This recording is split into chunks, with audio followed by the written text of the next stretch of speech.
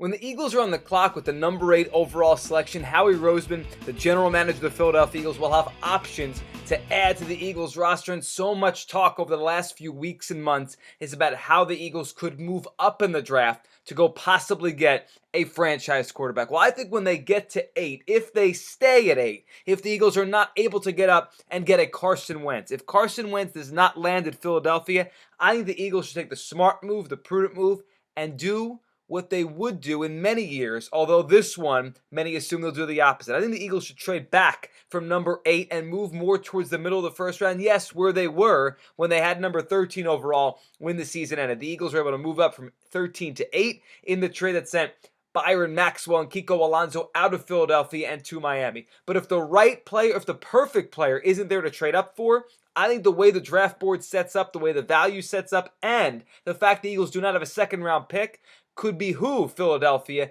to move back. Howie Roseman, I thought, set up the smokescreen a couple months ago when he said this is a 10-player draft, 10 really good players they love. Well, there could be someone else who feels the same way and would pay a ransom to get up, maybe for a quarterback like Jared Goff. Maybe it's the Rams who would give the Eagles back their own second-round pick that was given away last year in the Sam Bradford deal. Everyone wants a big move. Everyone wants a splash. Well, I think the Eagles at number 8, if they're not able to go get Carson Wentz, should trade back and accumulate picks in the 2016 NFL Draft.